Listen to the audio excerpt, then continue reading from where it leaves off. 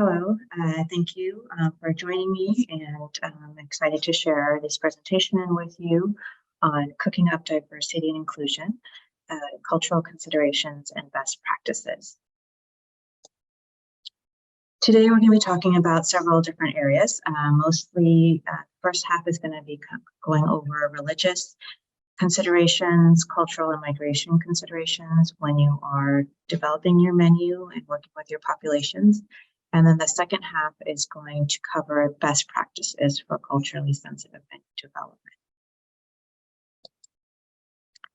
So the first area we're going to touch on is religious considerations in menu planning, starting with Islamic dietary laws.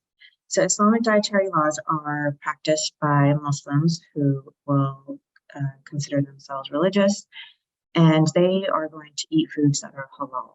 Halal literally translates to permissible, and that indicates that an object or action is permitted under Islamic law. All foods are considered halal except for the following on this list: pork and pork byproducts, animals improperly slaughtered or dead before slaughtering, animals slaughtered in the name of anyone other than God, carnivorous animals, birds of prey, animals without external ears, so some birds and reptiles, blood and alcohol, and then any foods containing any of these items. All seafood is considered halal. There is a little bit of a difference of opinion around shellfish, but the majority of Muslims will consume all seafood, unless they're carnivorous animals. Other areas to look at are food ingredients that come from multiple sources, such as gelatin, emulsifiers, enzymes, preservatives, and flavorings that are alcohol-based or come from pork origin. And Muslims who follow halal dietary laws are going to be familiar, for the most part, with these ingredients, and they're going to look for them in the label or in the ingredient list. Vanilla extract a lot of times does contain alcohol, and some Muslims may avoid. There is a difference of opinion on the type of alcohol because it's a preservative versus alcohol like wine that's intoxicating. So some Muslims may avoid that. Vinegars, on the other hand, are all halal, including those derived from wine, as they no longer contain alcohol. So if you think back to your food science, the alcohol is converted to acetic acid, and so there's no alcohol left, and that is considered halal.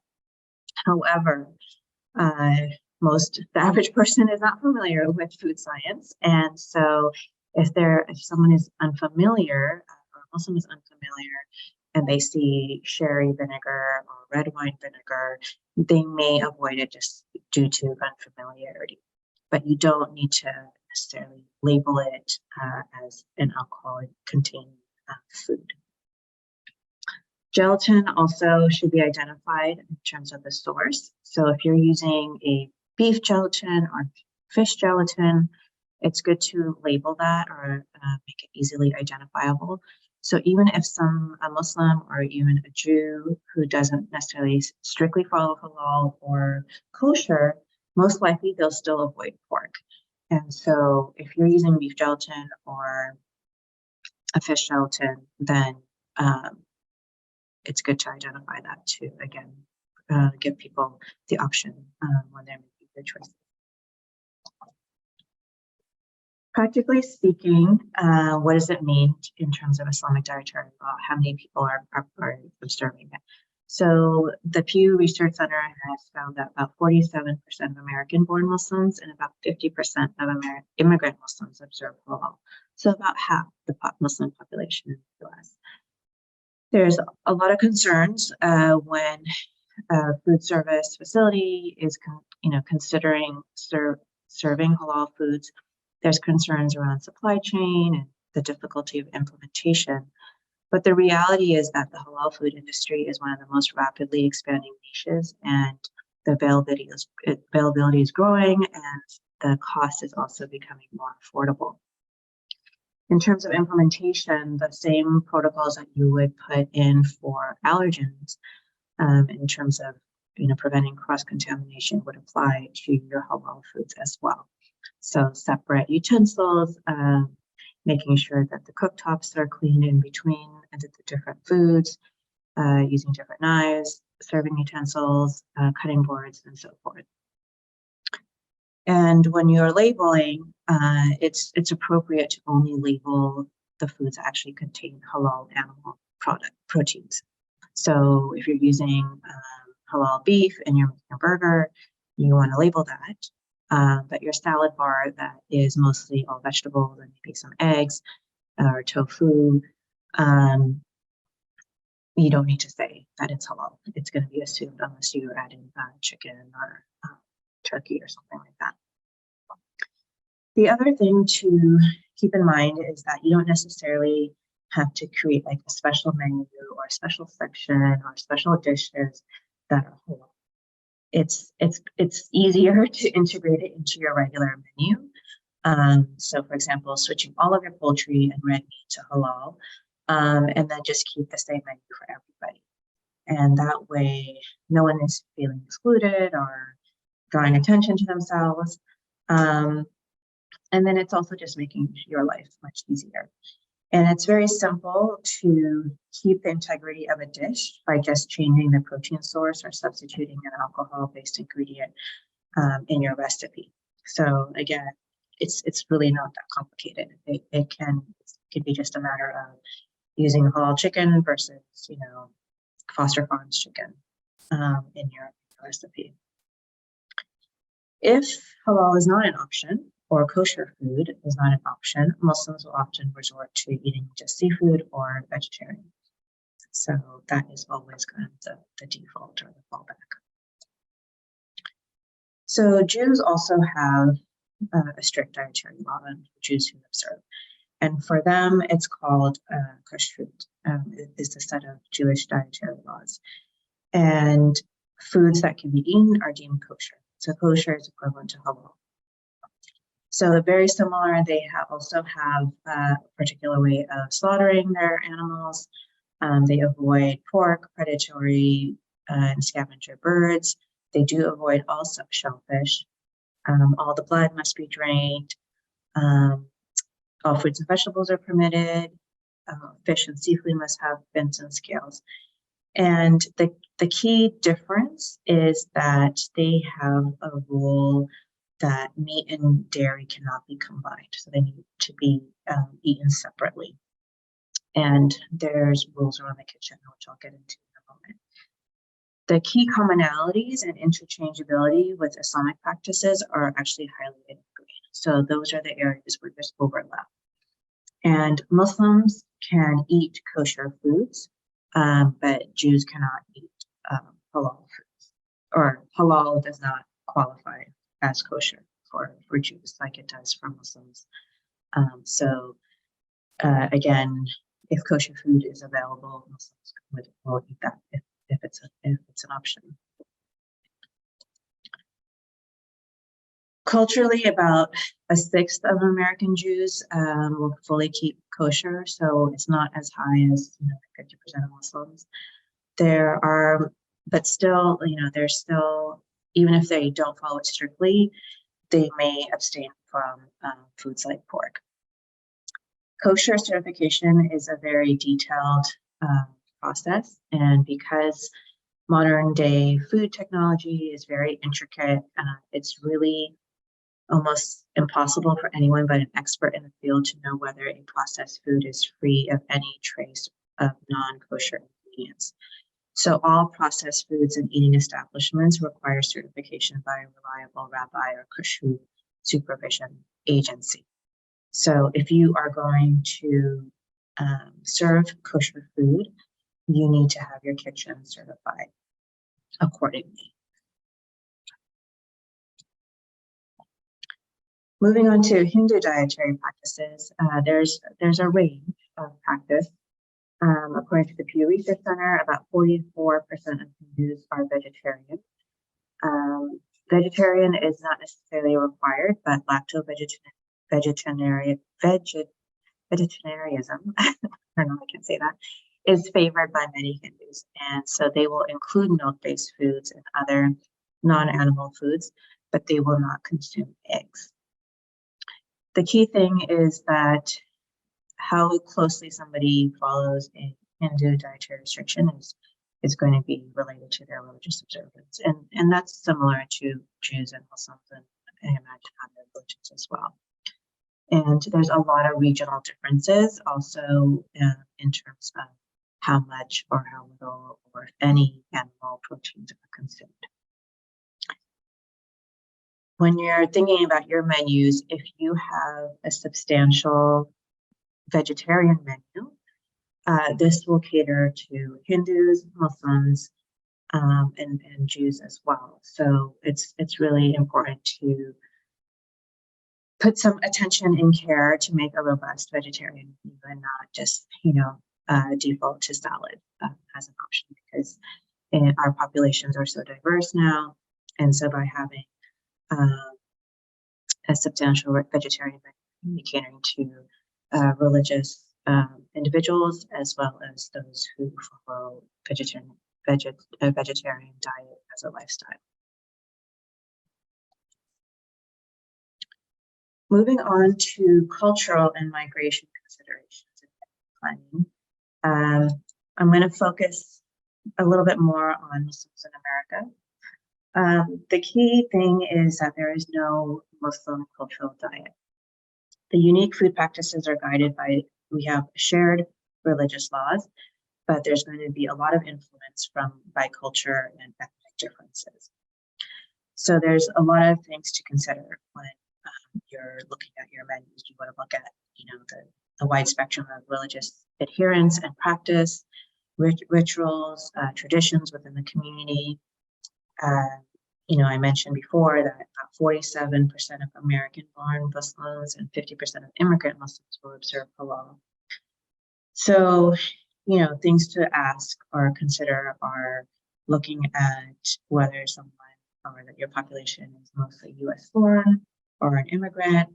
Look at their ethnicity, their level of acculturation to like the standard American diet, how physically active someone is.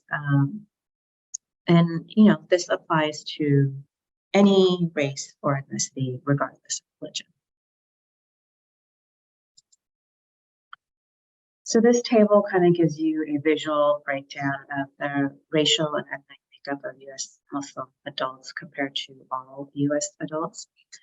And you'll see that American Muslims, which comprise more than 1% of the U.S. population, are one of the most racially diverse religious groups in the U.S., and there's no majority race or ethnicity here. So menu applications will be just as diverse and can reflect a variety of cultures. Similarly, there is no one kind of Jewish food, and Jewish food is not necessarily equated with kosher food. Jewish food, there are different types of Jewish food, but it's going to be related to, again, culture. Historically, Jewish people have lived around the world, and as a result, traditional dishes reflect the local cooking styles of the regions where they settled, such as Eastern and Central Europe, Spain, the Mediterranean, and the Middle East. Most modern Jews will not strictly follow dietary laws as written in the Torah. So you need to distinguish between food practices directly related to religious law and also looking at food traditions that have been passed down from generation to generation that have become, part of daily or special occasion foods, regardless of how religious it is. Another area to look at are refugee populations. In the fiscal year 2020, just over 11,800 individuals arrived in the U.S. as refugees. And that number is actually the lowest since the establishment of the refugee admissions program. That was about a 61% decrease from the 30,000 refugees admitted during previous administrations in 2019. Those numbers are slowly increasing as laws change, and the geographic origins of admitted refugees also have changed. So this table kind of shows you where the majority since 2010 and 2020, and where refugees are coming from also tells you kind of their religious makeup as well. So what does this mean in terms of practical considerations and applications? There's not a lot of research in this area. There's a lot of anecdotal evidence, but I've been hearing a lot in terms of schools where this is more relevant. And I can imagine that it would be similar in senior centers or other programs that are offering free meals. So for students, especially refugee students who are Muslim, there's going to be a lot of language barriers and unfamiliarity with the foods that are being served.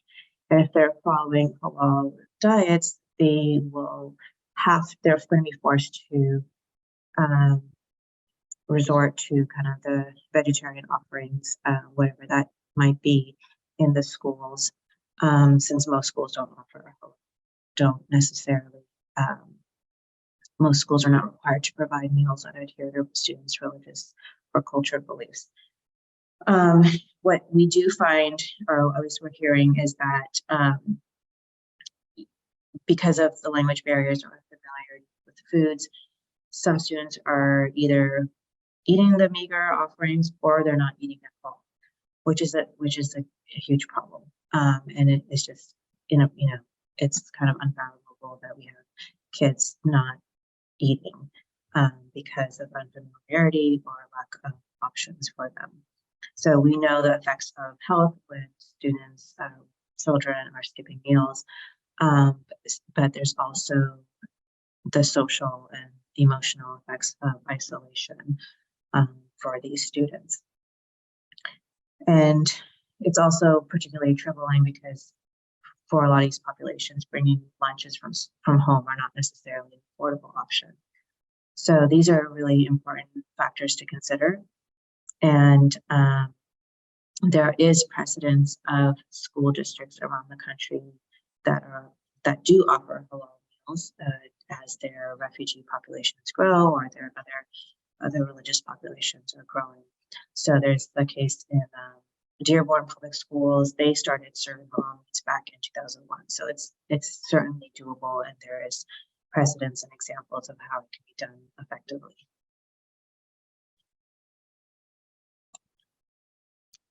Other considerations are making sure that the labeling and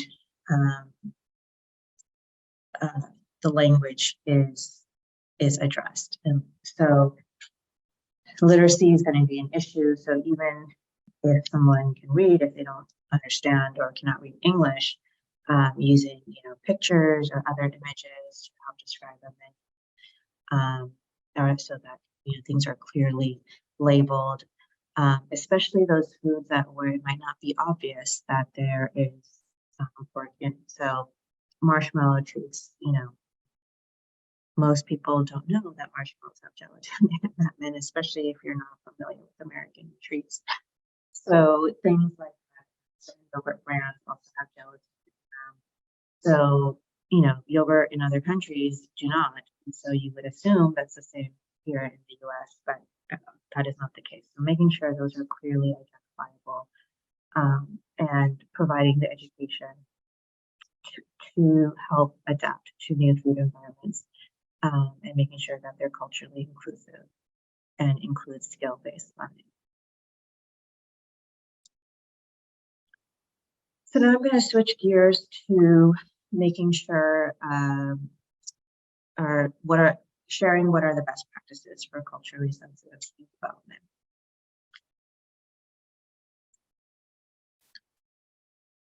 The first area I want to talk about is cultural appreciation versus appropriation. When you culturally appreciate something, you are respecting and exploring other culinary cultures to learn and enjoy. Cultural appropriation, on the other hand, is the inappropriate or unacknowledged adoption of an element or elements of one culture or identity by members of another culture or identity. So an example of this is American Chinese food, Americanized Chinese food. American Chinese food, you have learned or if you've studied it or looked at it at all, historically was made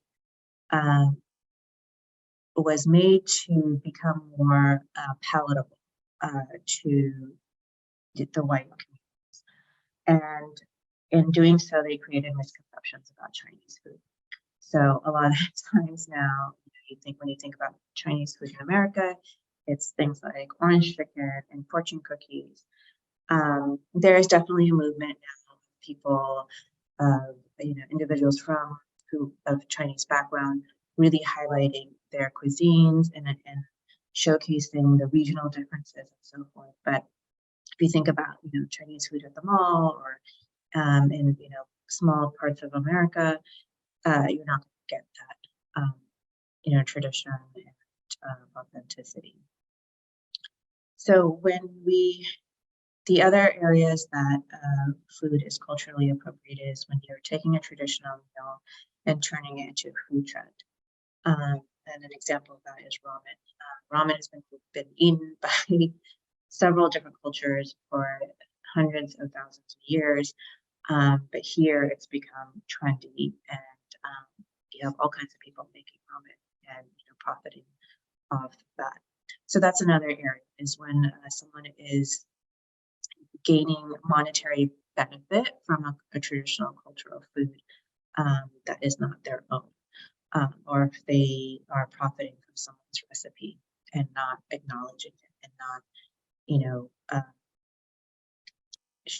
showing the source of where they got their recipes. What everyone should always consider is that food is part of someone's identity or a people's identity, and we need to treat it with respect. You don't have to like it, you don't have to love it, but you also cannot disrespect it along with the culture it belongs to. You can always add, and you should add your own twist to a dish, but when you do that, you just need to recognize that it's different from the traditional version and acknowledge it, and make sure you learn about it, you acknowledge where it comes from, and don't claim it as your own, especially for money. Other things to look at are the language and names around recipes. So there's kind of like the three main ways of writing a recipe. The classical way is to write it in the language of the country of origin. So either in script or transliteration, which is basically writing like how you would spell it in English, and then the translation in parentheses. So an example here I have is hummus in English written there is the transliteration. There's Arabic text, and then in parentheses it is a chickpea dip. Classics reimagined are recipes where the base and the methods are the same, but you make some tweaks or additions. So for example, hummus, and you've added peppers to it.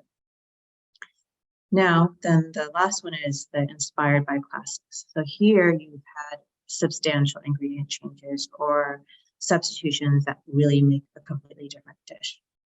So the one that I always bring up here is chocolate hummus. Chocolate hummus is one for somebody who's Arab would never happen. And you just can't, you shouldn't call it hummus because it resembles nothing like the traditional dish. You can call it a chocolate chickpea dip, and that would be fine. Pesto white bean hummus. So here you switched white beans, you added white beans instead of chickpeas. Chickpeas in Arabic is hummus. So if there is, hummus literally means chickpeas. So if you don't have any chickpeas in your recipe, you cannot call it hummus. You can call it a white bean dip, you can call it a pesto dip, but don't call it hummus. So these are things that you really need to, learn about before you decide to, make a recipe. Other things, kind of my pet peeves are non-bread. Non is bread. So by saying non-bread, you're saying bread. Same thing with chai tea. Chai is tea in Hindi. And so you can just stop there. You don't have to add tea. You certainly don't need to say chai tea latte. That's just lots of redundancies there. Other terms to avoid are these ones: ethnic, exotic, oriental, authentic, elevated. What these terms imply is othering, where the control is white. So when you're thinking about, the word ethnic, what restaurants are we referring to as ethnic? Is it the upscale French restaurant, or is it the taqueria down the street? These terms are often associated with kind of the lowbrow or conservative color. So it has these connotations that we really want to avoid. Same thing with exotic. Exotic to whom? I was always called exotic growing up because I was considered different. And so it's, again, the comparison or the control is, someone who's white. Authentic is a little tricky because it, depending on how it's used, it can be something that you really want to avoid. But really, the word authentic, when you use it, it comes from a place of an assumed expertise. And so you're saying that you can differentiate the real stuff from the fake one. But realistically, food is so closely associated with, one's story, one's culture. Food is also considered art. So, when you are trying to share your personal story through food, what you are saying is authentic for you, for sure. But it might not be for somebody else. So that's where it gets kind of gray. The last one is elevated. Elevated implies that a traditional dish is low or requires elevation to be acceptable. So again, what are we comparing it to? You want to avoid using blanket or broad terms. You don't want to attribute an entire recipe to a continent. So example, Asian noodle salad. All Asians are not the same. Asia is one of the biggest continents and has over more than 40 countries, from China to India to Iran. So when you're saying Asian noodles, or Asian chicken salad, the connotation is like Chinese or Eastern Asia, but it's just inaccurate. So be specific. You can say that it's, instead of saying Asian noodles, you can say glass noodles with stir vegetables and ginger soy sauce. Or you can use the word inspired, so Thai-inspired noodles, or Thai-style noodles, or a fusion, or something like that. But try to avoid the blanket terms.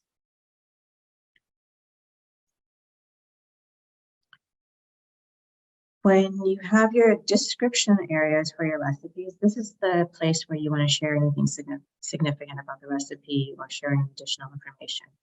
Here's where you can include regional differences, regional names if applicable. So for example, there's different kinds of biryani. There's Hyderabadi biryani and there's Sindhi biryani. There's Cantonese food and there's Taiwanese food. So here you can identify that. You can put that also in your recipe name. You can share suggestions for serving, share your inspiration for the recipe, or if you have made changes from a traditional recipe, state them here in the description. And then always, always, always give credit, acknowledge your source. You really want to make sure you do your research with accurate and appropriate resources. Learn the cultural history and norms of the community you serve from the community themselves.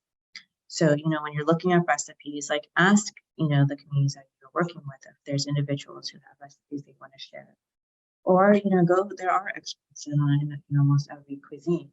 So go find them, find recipes from them. If you do a simple hummus recipe search, Google search, choose the ones that, are made by Arabs who eat hummus as a staple in their cuisine, not, Mark Bittman, who I love. He makes amazing food, but he doesn't come from a culture that invented hummus. Also, pay attention to like the do's and don'ts for any religious holidays that you're trying to observe. Do your research on food styling and make sure that any new photos that you take, props that you're using are appropriate and culturally relevant. And again, collaborate with chefs, experts, and members of your community for this information. You don't have to come up with it on your own. And also, before you actually make a menu live, for example, give your collaborators an opportunity to review it and approve it before you make it live, because sometimes things do get lost in translation. You might have misunderstood something, so just make sure it's correct, and then of course give proper credit to them. So this is something that I did a lot when I worked at Sanctuary Kitchen, and even now where I work, there is a large Korean population, Indian population. So I work very closely with those chefs who make the food, and recipe writing is something that is not necessarily something that they're used to doing. So because most people, especially our other cultures, and a lot of chefs in general, they just kind of throw things together, don't write it down, the measurements. And so sitting with them and making sure that you are documenting their information correctly and making sure it's always like double checking, like when I'm getting a recipe down, when I'm getting a recipe name, like is this how I ask them, like, would you describe it as this, and is it accurate to call it this name based on the translation? And sometimes it is, and sometimes it's not. So again, there needs to be a lot of back and forth and collaboration. So there's a lot of great resources for dietitians and other health professionals to get information about different cultural and religious diets. The American Academy of Dietetics has several member interest groups that are both religious and culturally based, and they have a plethora of resources. And then there's several organizations also: Diversified Dietetics, the Culinary Nutrition Collaborative, the Old Ways Preservation Trust. All have great information and resources that you can use and do research from. And then also, collaborate with your affinity groups on your campuses, in your organizations, in your businesses, and communities. They are a great resource, and definitely you want to check in with them, make sure things are done appropriately. These are my resources that I used for this presentation, and that I will end. Thank you.